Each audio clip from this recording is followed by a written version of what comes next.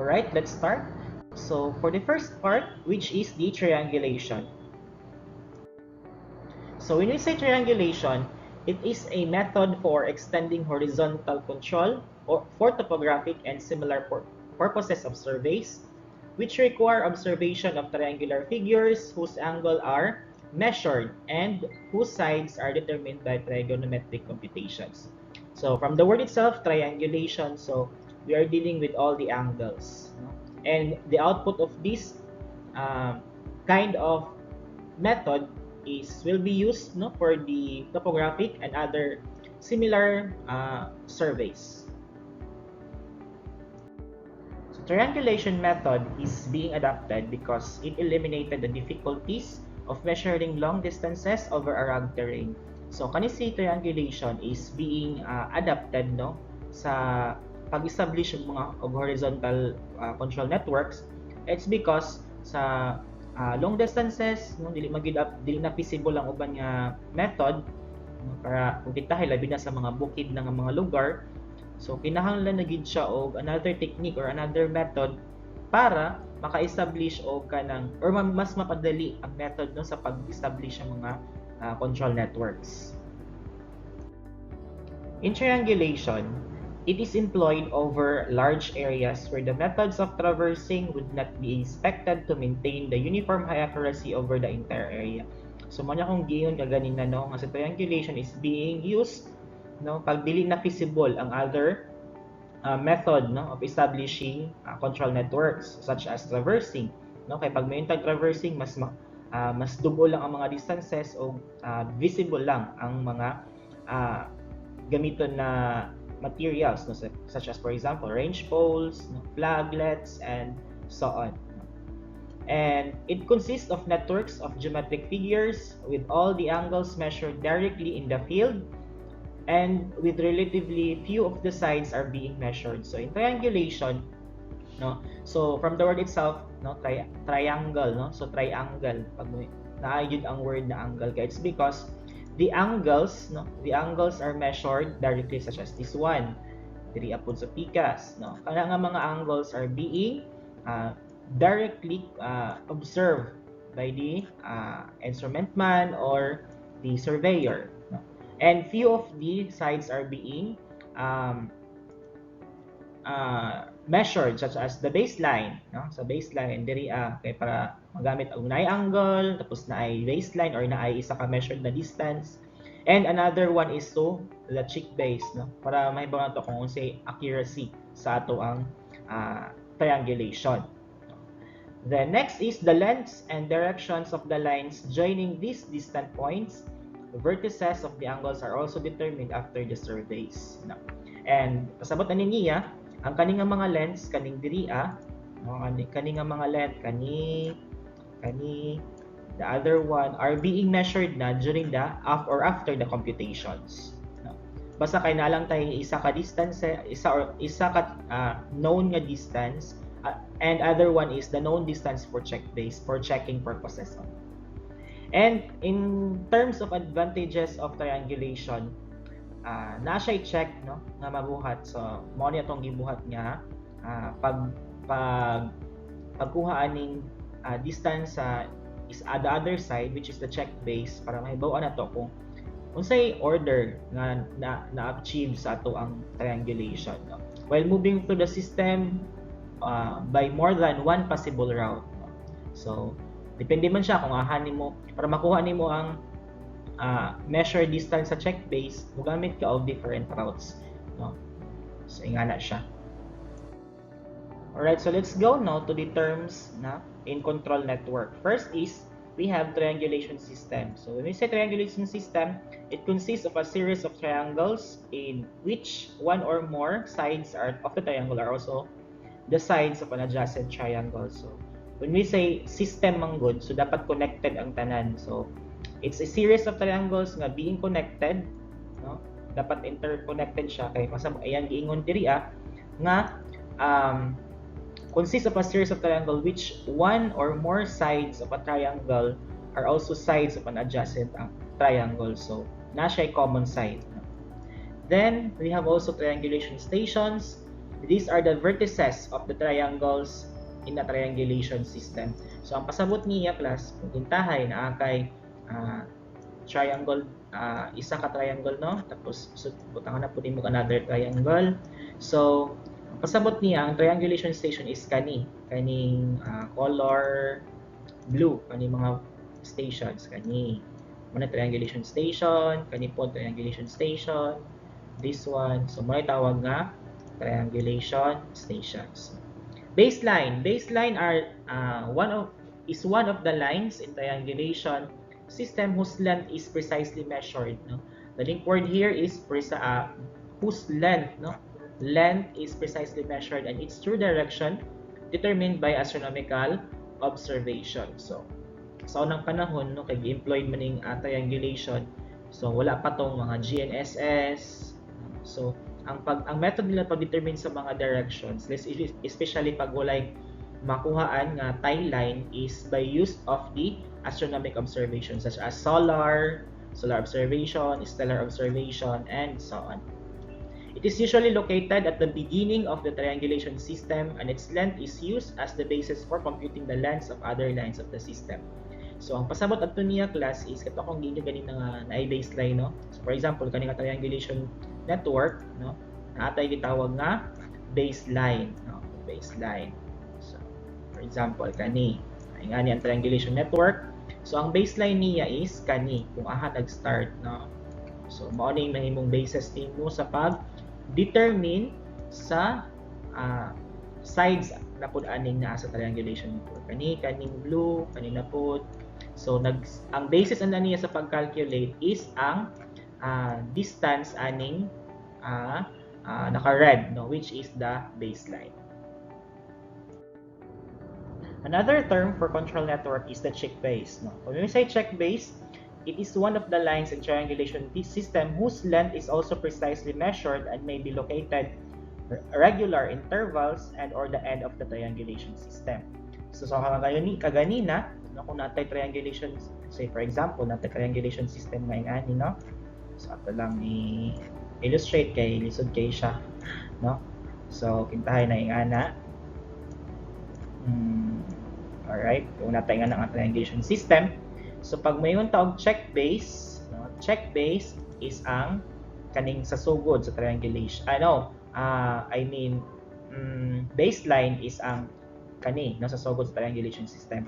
And pag mayon tag check base, no, pag mayon tag check base is ang end, no, kaning nasa pinaka-iwit na nga line, no. And kani pud siya nga line is a measured precisely. Parehas gyapon sa pag-measure sa baseline. So again, check base is being used or serve as a check, no? Check for the triangulation computations involving the lengths of the line. So siya ang mo check kung if ever how accurate our surveys o pasok pa siya sa standard sa imuhang triangulation.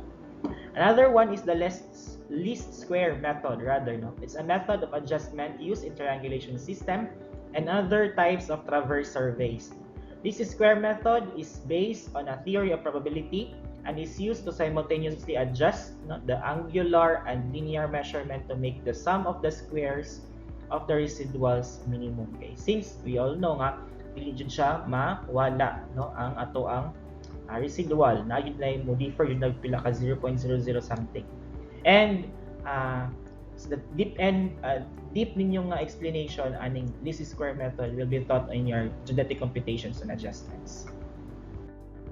Another triangulation network is the station adjustment. Terms of control network is the station adjustment. It is an approximate adjustment used in triangulation system at lower orders of precision.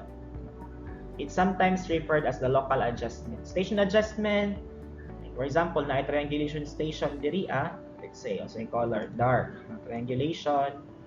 So na station diha then na angle na line padulong dito sa isa ka station na pod, dito po siya kay another station, kani po siya is another station.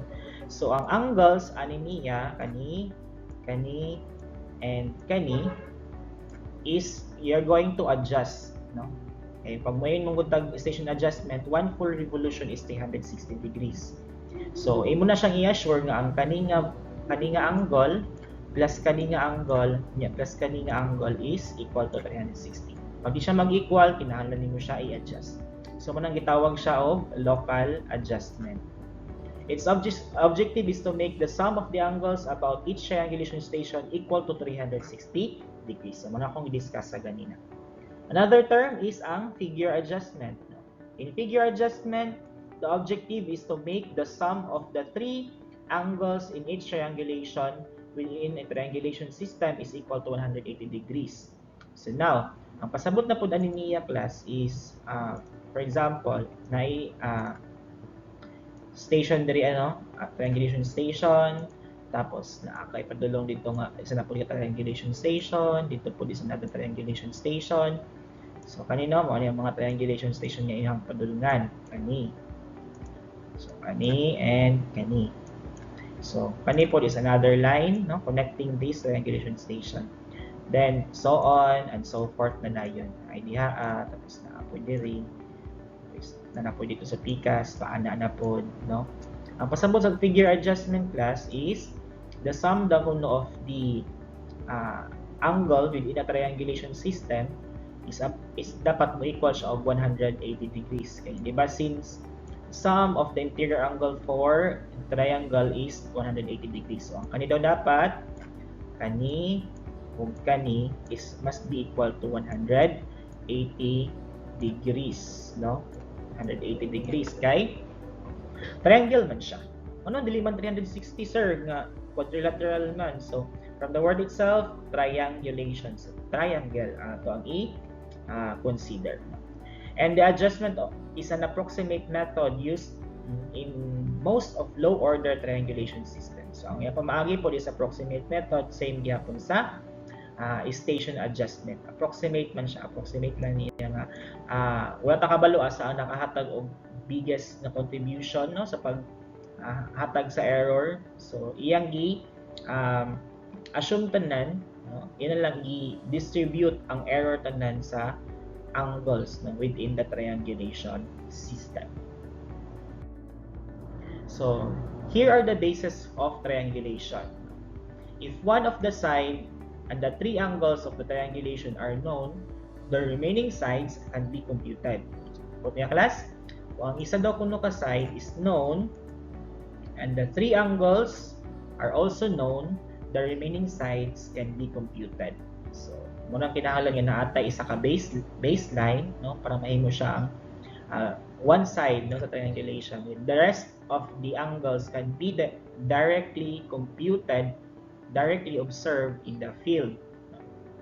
For example, so are you familiar with this equation? So this is the sine law. So saan pag-calculate triangulation kung naa kay one side being known and the three angles are being known, so you can have the sine law. Sine law na siya. So, more about triangulation.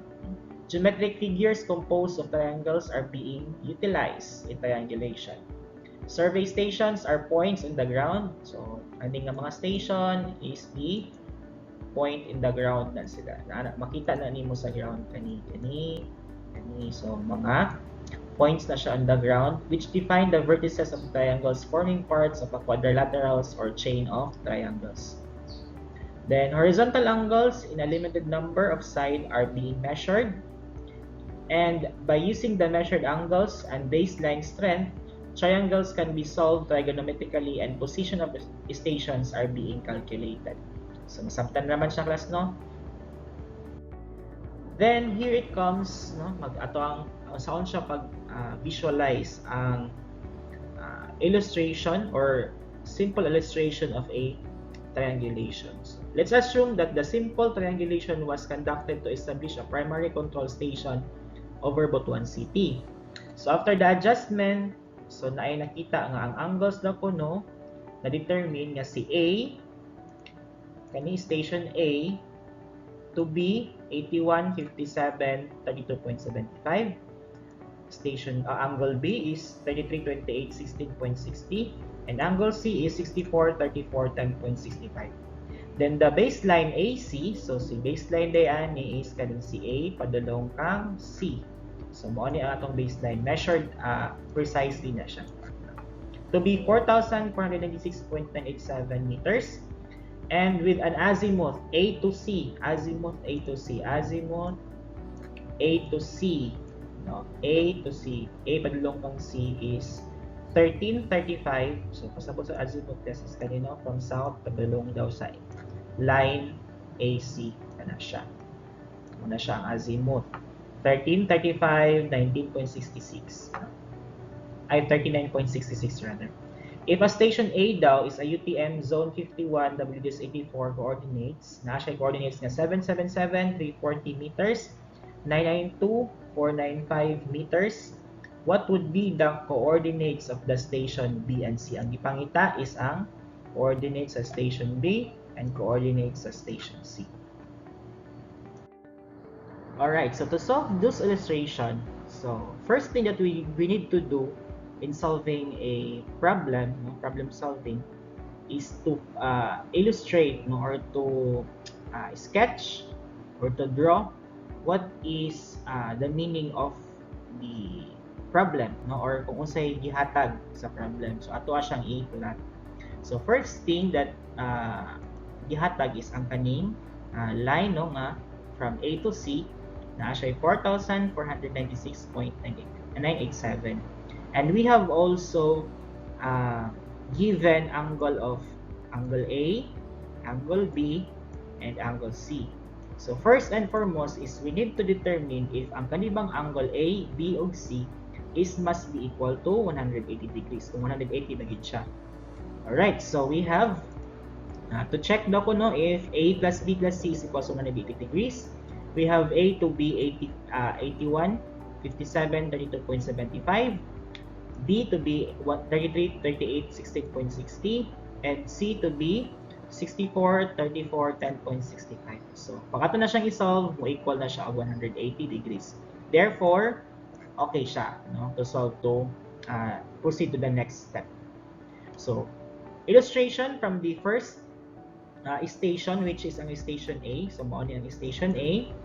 So, station A to station C is na daw siya azimuth nga 13, 35, 39.66.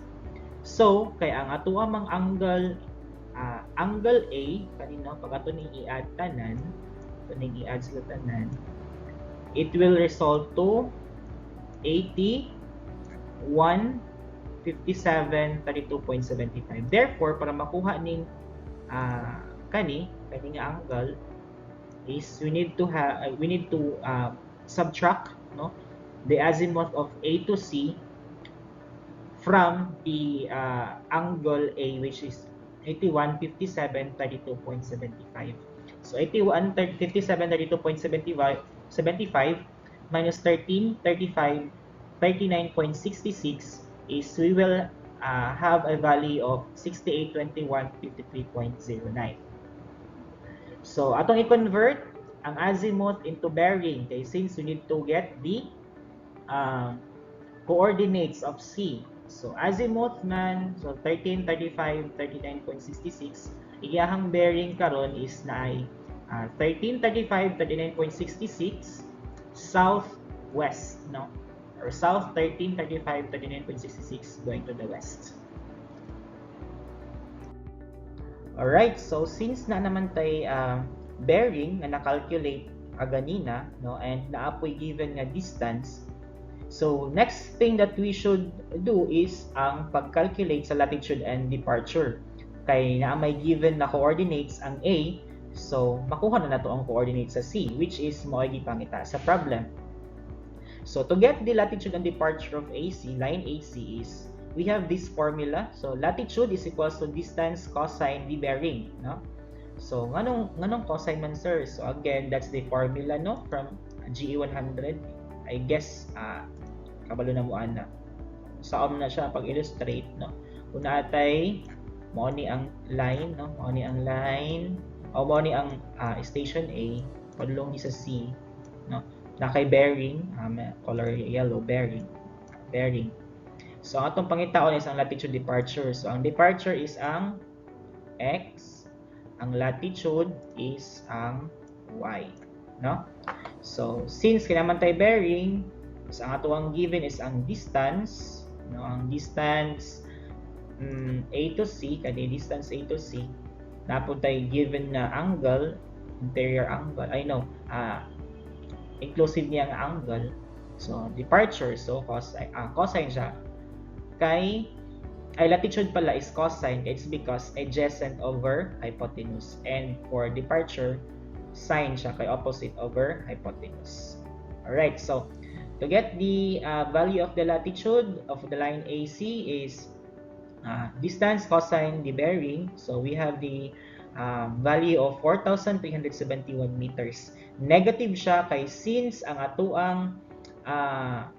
atuang bearing is south, no? Southwest. So nasa sa third quadrant. So that's negative. Alright, so for departure is distance sine bearing. So again, substitute lang the value of the distance and the bearing. So we have the value of 1057 meters. And again, negative siya tungod kay departure west, naka-west siya. So nasa third quadrant, negative. Alright, so the next thing that we should do is to get the since nakuha na nato ang coordinates sa C, then next thing is ang pagdetermine na pod sa coordinates sa B. So para makuha nato ang direct, no, nga pamaagi sa pagkuha sa coordinates sa B is we need to determine the line AB. No, line AB. Ang iyahan na siyang distance A to B. And kinahanglan po na mahibaw-an ang iyahang bearing sa A to B. A to B kana siya. So to determine that one, so since kay naaman tay given nga line A to C, and using the sine law, no, tapos given pud ang kaning given pud ni si angle A, given si angle B, and given si angle C. Alright, so using the sine law, we have the 4496.987, which is ang distance A to C, all over the sine of the opposite of the side, which is ang angle B. Angle B, and si AB, distance AB, which is ang atong gipangita, and over the sine C, which is the opposite of the line AB. So given na po na si angle C. So substitute the value of AB, substitute the value of line AC and the angle B and angle C. So we can have the value of line AB to be 7363.780 meters. Alright, so next is natay distance. So we need to have the bearing A to B. To get the bearing, so balik ta ani nga illustration ganyan na sa station A.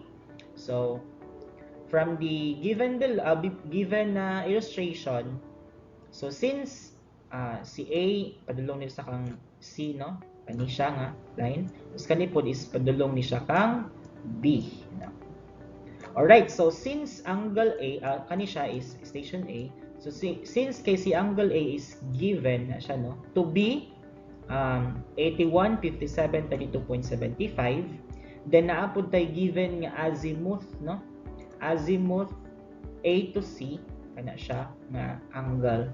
So ang direct niyang relationship is kinahanglan para makuha nato ang angle or bearing A to B is we need to subtract, no?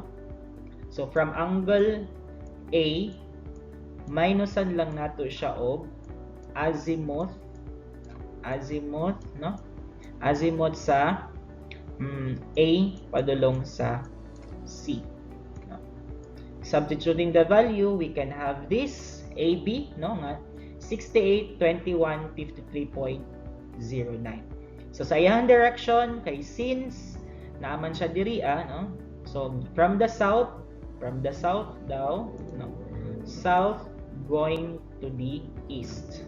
So, muna siya. South, 68, 21, 53.09 east. So, muna ni karon ng ato ang bearing na gamitan. The next is na naman tayo distance and bearing, no, going to AB, line AB pala, is we need to have the value of the latitude and departure of AB. So, balik tayo nga formula. So, latitude is equals to distance cosine bearing. So, natay value sa distance nga 76.3.780. Then, we have the value of bearing of 68, 21, 53.09. So, we can have the value of latitude to be 2715 meters. Negative siya kay since naka-south. No? South man ang iyahang, di ba southeast ang direction. So, south man siya, then negative. For departure, we have the formula D, sine the bearing. No? Substitute the value of distance and substitute the value of bearing. So, we can have the value to be 6845 meters. So, since kay naka-east man siya, so positive ang atoang value sa departure. Alright, to get the UTM Zone 51 WGS 84 of the station B and C, so we need to have the value of A, which is the known one, no? 777,340 meters ang iyang northings, and ang iyang eastings is 992,495 meters. So to get the northings for B is we have this formula nga na northings of A plus or minus siya, kaya it's because kung negative ang latitude, so i-minus, pag positive, i-plus. No, latitude of A to B. So we have to substitute the value of northings, which is 777,340 meters, minus kay negative man ang ato ang latitude sa pagkuha kaganina. So then we can have the value of northings at B is 774,625 meters. So muna ni karon ang ato ang northings. For the eastings, no? Again, eastings, i-plus or minus lang ang departure sa AB. So, negative or i-minus siya kung negative ang departure, i-plus pag positive. So, substituting the value of eastings at A, we have 992,495 plus, no, plus 6845 kay since positive ang atong departure. So, we can have the value of 999,340 meters. Right. So, therefore, ang ato ang coordinates at B is we have 774,625 meters and 999,340 meters. Alright, so next is, ang ato na pong kuhaon is ang coordinates sa C. So again, balik ta nga we have the given coordinates at A. So mo ni siya. So balik lang ta sa tong gibuhat para sa B. Northings at C, no? Given ang northings at A, then positive negative ba ang latitude. So substitute the values nga atong nakuha ganina sa pag-solve is we have northings to be 772,969 meters. For eastings, again, same lang gihapon, eastings at A, positive negative departure. So since kay negative ang ato ang value ganina sa departure is ato lang siya i-minus sa eastings sa A. Therefore, natay eastings, no, sa C is 991.348 meters. Therefore, we can have the value of C, no, the coordinates of C to be 772,969 meters. And for eastings, we have 991,438 rather meters. Alright, so the next thing that we should discuss is the other uses of triangulation. So, sa unang panahon, dili pa uso ang GNSS, no? So, si triangulation ang ginagamit usually to establish the control networks rather. No, so here are the uses for triangulation. So, first is ang establish highly precise control station for construction projects such as for bridges, tunnels, highways, and other engineering construction. So, ang pasabutan nila class is ang dili siya usually necessary na triangulation ang ginagamit na method para pag determine the coordinates of this this bridge or sa ba. So syempre TS atong gamit na instrument ana no. Ang gamit lang ani ni triangulation is ang kung asa nakatay point or asa siya naka-refer ang points na gigamit, ang reference na gigamit aning total station to monitor the location of the tunnels, bridges, highways, no, is output na siya sa triangulation, no, which is ang control station or control points. Next is ang established control station for large projects such as boundary location, power development, water resources development, flood control, irrigation, and for reclamation projects. No. Again, ang control station kung asa nag-refer ang kaning mga projects, kaning boundary, power, water resources development, flood control, and etc. So, triangulation systems, it is a system again that consists of connected triangles. And these triangles adjoin or overlap with each other, and the vertices of the triangles are marked points on the Earth's surface. So, pasabot niya class, ang kaning station, for example, this one, kanang mga points are naka-fix na siya sa point. So, mao na siya ang output sa triangulation methods.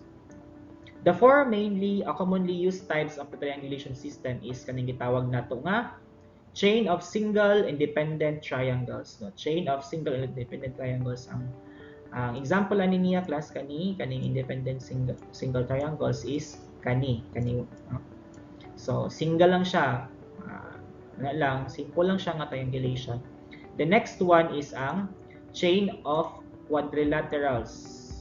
Form with overlapping triangles, quadrilaterals. Example niya is kana, no? So na triangles mag-overlap siya kay naa siya kani na triangle tapos kani po dayon na triangle.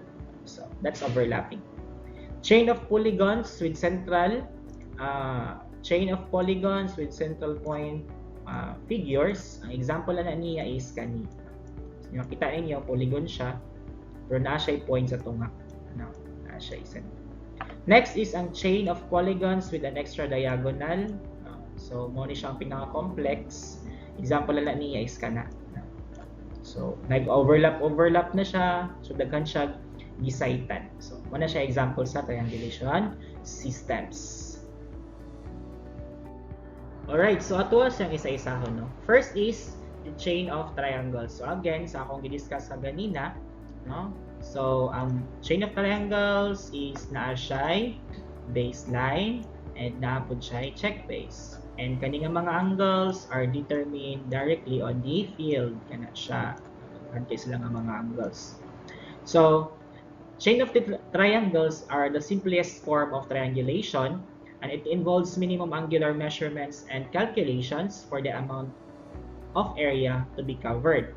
So, since simple man siya, no, ang triangulation. So, gamay ra pod nga angles ang iyang ma-measure directly in the field. So, ang iyang limitation and disadvantages, it does not provide the most accurate results because it lacks certain checks to be balanced in the small error which are certain to occur. For example, mga system errors, random errors. So, few lang imong check, no, as you go along the triangulation. So for another terms or need to know or the facts about chain of triangles, so it is usually employed in a long and narrow surveys of low precision. So low precise lang siya since simple man ang triangulation system, so pwede ra siya sa low precision lang or low lang ang gustong ma-achieve, no, na accuracy. Example is in valleys and narrow body, in water, pintahin na ay river, so pwede na siya itabok-tabok. And only one route of computation of distances. So hence, the frequent measurement of baselines are necessary as checks of the work. So since isa lang pwede nimo mahimong labayanan, no, sa imong ruta, like for example mo na imong baseline, so mo na pud ni imong sa tawag ani adjoining nimo nga or pwede nimo magamit na triangle, no, or kani nga route, kani first triangle tapos next na pud na triangle para makuha nimo ni nga line. So next na pod kanina pod na triangle imong gamiton para makuha nimo ni nga line, no, kada nga line. So ingon na lang siya, simple lang siya. So kinahanglan nimo siya i-check every now and then ang baseline ani or no ang kaning every kaning measurement, no. So next na pod kanina pod ni triangle hangtod nga maabot na ka sa imong check face, which is ang katong mas precise. And should be used only when it is impossible to implement a stronger system like chain of quadrilaterals. So next is ang chain of quadrilaterals. Chain of quadrilaterals are the mostly used and gives the highest accuracy. Again, highest accuracy siya compared sa triangles. And this best adapted for a long and narrow surveys that requires rather, no, a high degree of precision. So kung mas dako ang imong accuracy nga gusto makamit, so chain of quadrilaterals imong gamiton. Okay, since dakan siya pamaagi, dakan siya og ruta nga pwede magamit kana nga triangle para makuha ni siya nga line, no? Pwede pod nga kani nga triangle with kani ang common side, pwede pod kani ang common side. So daghan siya pamaagi, no? And each figure is composed of two pairs of overlapping triangles. Overlapping triangles, one triangle, overlap with another triangle, the second triangle. And gives a maximum opportunity for distribution of angular errors. So in each quadrilateral, there are 8 independent angles that are going to be measured, and the following geometric conditions must be satisfied in chain of quadrilaterals. First is the angles about each station must be total of 360, or kanang gitawag nato siya og station adjustment.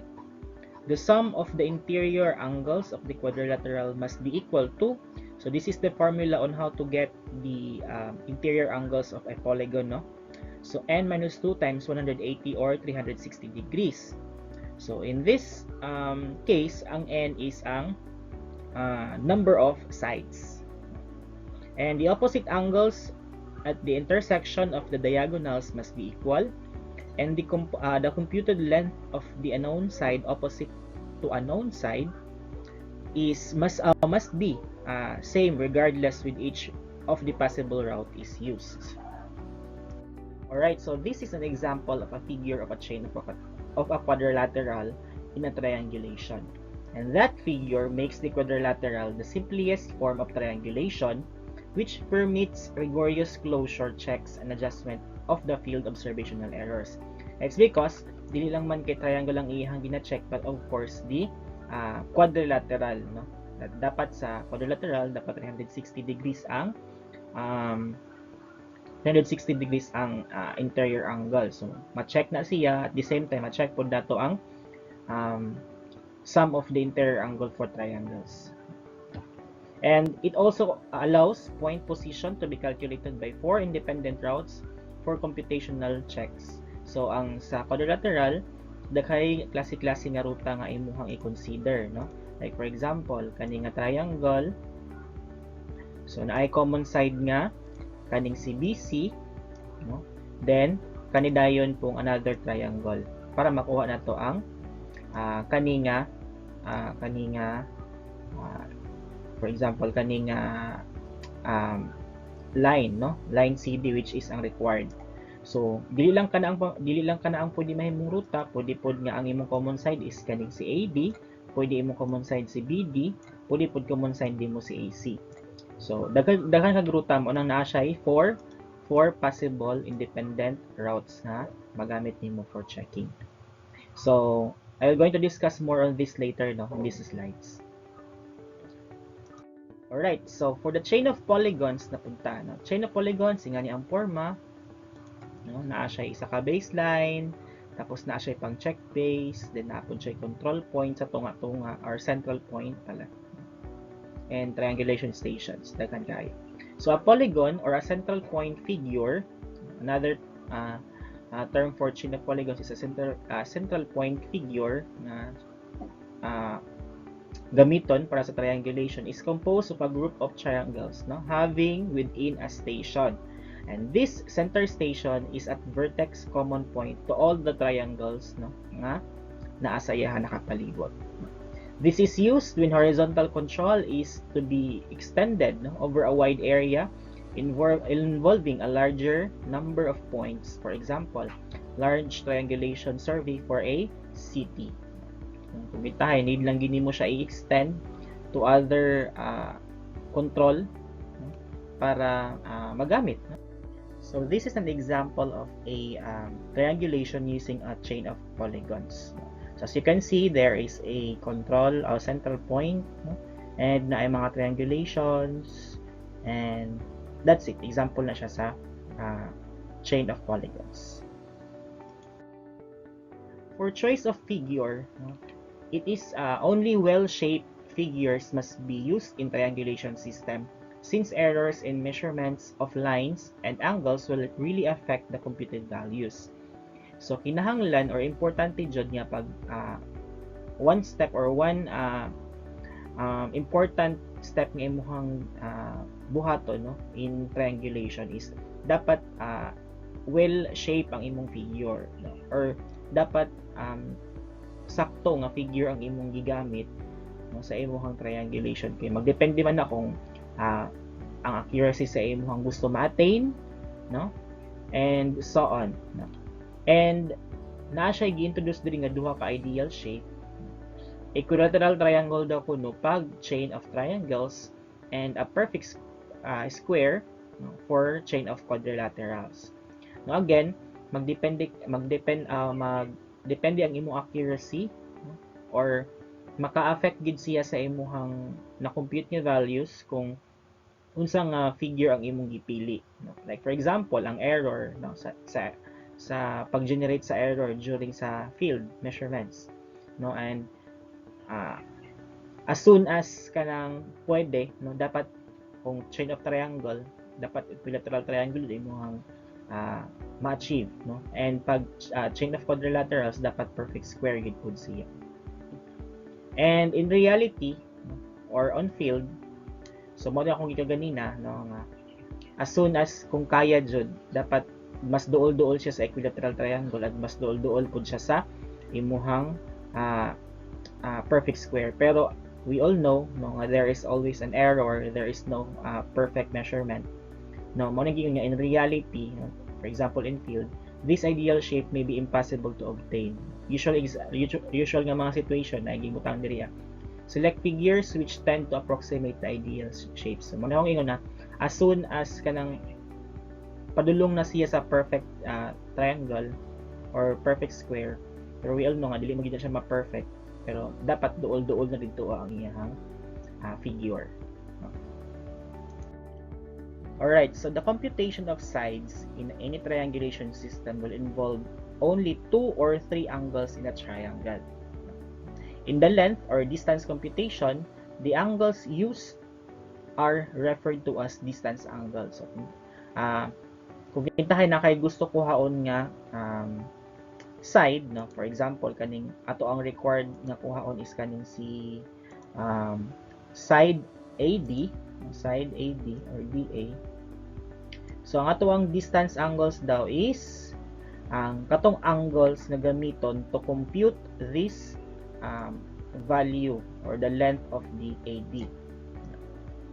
And these angles daw kuno are always opposite, no, opposite to the known and required sides. In this case, kung kintahay ato ang required side is si AD, opposite daw kuno ni required and ni known. So therefore, ato ang distance angles are angle B and angle G. Opposite siya sa known side, no, and kani po is opposite siya sa required side. Siya. And the remaining angles daw kuno of each triangle can be used to carry forward the direction and is called direction angle or azimuth angle. So kung kintahay AD atong kuhaon, no, and atong distance angle say si angle G and angle B, so kani si angle A, C, D, E, F are what we call direction angle or azimuth angle. And the distance angle should be kept between the limits of 30 to 150 degrees. So, mo siya ang essential yun na distance angles, or preferably near to 90 degrees. So, mo nang kung mag-solve mo strongest route nga gamiton para makuha ang required side, lalo na sa chain of quadrilateral, no dahay possible na route to compute the required side. So, katong mga, kung naa kay interior angle nga less than 30 degrees and more than 150 degrees, so those routes are expectedly nga dili siya ang mao ang strongest route, no? So murag magsayang ra kag oras kung imong gyapon siyang kuhaon, it's because dili gyapon siya ang strongest route. Or mo siya example, no? If AD daw kuno is required, whose length is to be computed, then the distance angles are G and B. So, itong i-discuss sa ganina. Alright, so let's go to the triangulation in the Philippines. So, first, in the history of triangulation in the Philippines is on 1901 to 1927. So, these are the primary triangulation network of the Philippines. So, this was established by the U.S. Coast and Geodetic Surveys sa US pag nag-una sa to, USCGS. And coordinates computed in the 1927 adjustment designed as si Luzon Datum. Luzon Datum pa ni siya, karaan na to nga datum. And network established generally are weak structurally with stations widely scattered throughout the island. So, ingani iyang forma, no? So, triangulation during the time of 1901 to 1927. Next is the Philippine Reference System of 1992, or kanang gitawag na to PRS 92. So, these are the modified Luzon datum established using global positioning system rather, no? And ang iyang reference ellipsoid is si Clark, period 1866. Ang iyang origin is ang station Balanacan, which is located at Marinduque, no? And ang iyang geoid spheroid separation, o kanang gitawag na to nga kanang N, no? N. Diba itong formula before kay H plus N, no, is equal to H nga dako. So sa man si H nga dako, this is orthometric, kani isang geoid spheroid, kani ang ellipsoid, or ellipsoidal height is equal to orthometric height plus geoid spheroid undulation. So kani nga N, so ang geoid spheroid daw po, no, sa station Balanacan is 0.34 meters. No? And local definition of WGS datum using transit Doppler and GPS defined to facilitate processing of baselines and adjustment. So the approximation of WGS to tolerance of 6 meters using Doppler effect. Transit Doppler pala. And the transformation parameters between the PRS 1992 and WGS 84 are being available during this time. Kaya since nganong kinahanglan man siya i-transform, sir, it's because WGS 84 is ang worldwide adapted na ellipsoid, and kaning si ellipsoid and datum, no? And ang kaning si PRS 92 is ang sa Philippines only lang siya. Philippine datum. And next is ang 2007 to 2010. No? So again, PRS project kaya po siya, PRS 92 project, pero natao na ni si PageNet. So sa mga PageNet, sir, Philippine Active Geodetic Network, no? Or kanang gitawag nila og PageNet. So, the full scale of nationwide implementation of PRS 92 as a standard reference of the surveys and maps. No? So diri na nga time, no, nga i-standardize na si PRS 92. Mga tanan old surveys and for future surveys dapat naka PRS 92 na siya. So in upgrading of PRS 92, the densification of geodetic control points and benchmark and gravity station. So mas gipadaghan pa, no? Gipadaghan pa compared sa katong PRS 92 na during 1989 to 1992. So murag gidugangan, mas gidensify pa siya, mas daghan na siya, nakakatag na siya sa Philippines, and gi-establish ni siya si PageNet or si Philippine Active Geodetic Networks. And establishment of upgrading the tide stations using the GPS na, and I-systems development support, research and development, and policy formulation. So diri na nga time no kani nga mga activities during 2010 to 2007 to 2010 run. And lastly, no, during 2016 to 2020 or until karon year, no, 2020. So these are the modernization of Philippine Geodetic Reference Systems. After the PageNet project, here it comes na si modernization na sa Philippine Geodetic Reference System. So na-establish si Philippine Geodetic Datum of 2016, and mas gidensify pag yun si PageNet, no? So nahimo na siya murag 200 station na ang naa sa PageNet nga project. Tungod sa kadaghan na densify na, so nadugangan, no? And development and refinement of deformation model and migration to semi-dynamic geocentric datum. It's because sa unang class dili siya dynamic ang ato ang reference system. Like, static siya, like kung say makuha na to karon na coordinate is kana lang, murag kana nga time at reference epoch, no? Pero pag during na sa PRS 92 or modernization of the Philippine reference system, so nahim na siyang semi-dynamic. So gi-adapt na siya nga, we all know nga ang tectonic plates are moving, no? Daghay mga reasons nga nung mo change ang coordinates sa isa ka lugar. So it's because moving, no, dynamic ang ato ang environment. And next is ang Philippine Geodetic Vertical Datum of 2020, or development and refinement of Philippine Geode Model or PGM, kung asa nakabase ang katong gitawag nato nga N or ang kanang geoid spheroid separation. Densification of gravity stations, unification of the national vertical datum. It's because sa una wala pa ring modernization. Ang mean sea level at each place is dili siya connected into the national reference system. So in this era, no, or kaning 2016 to 2020, so gihimo na siya og unify na siya, no? Unify. So pasabot ang tanan nato nga mga vertical datum is nakakabit na, no? Or murag Philippine na jud siya nga kanang setting, no? And strengthening the core competencies in geodesy such as revision of laws, standards and procedures in research and development, and capacity building in IEC campaigns.